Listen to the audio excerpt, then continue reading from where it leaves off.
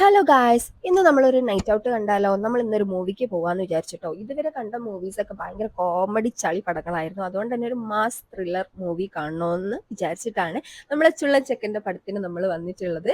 Officer കേട്ടോ. പിന്നെ ഏത് പടം കാണാൻ വന്നാലും നേരത്തെ കാലത്ത് എത്തുന്ന സ്വഭാവം നമുക്കില്ലാത്തത് കൊണ്ട് തന്നെ പടം തുടങ്ങിയിട്ട് എത്തല് ഇപ്പോഴും അങ്ങനെ തന്നെ. പടം തുടങ്ങിയിട്ടാണ് നമ്മൾ എത്തിയിട്ടുണ്ടായിരുന്നത്. അതുകൊണ്ട് വീഡിയോ ഒന്നും എടുക്കാൻ പറ്റാറില്ല. പക്ഷേ ഈ പ്രാവശ്യം ഞാൻ എടുക്കണമെന്ന് വിചാരിച്ച് എടുത്തതാട്ടോ. അപ്പം പടം അടിപൊളി പടമായിരുന്നു. നമ്മൾ അടിപൊളിയായിട്ട് കണ്ടു.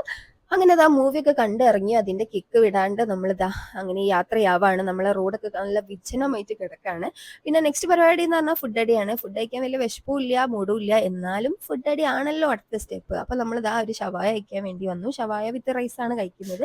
ഷവായ കഴിക്കാനുള്ള മൂഡൊന്നും ഉണ്ടായിരുന്നില്ല. പക്ഷെ വേറെ കടകളൊന്നും ഇല്ല, എല്ലാം ക്ലോസ്ഡ് ആണ്. ടൈമും വളരെയധികം കടന്നു പോയിരിക്കുകയാണല്ലോ. അതുകൊണ്ട് തന്നെ നമ്മൾ ഷവായ എങ്കിൽ ഷവായ എന്നുള്ള രീതിയിൽ നമ്മൾ ഷവായ നേഷനിലാണ് വന്നിട്ടുള്ളത്.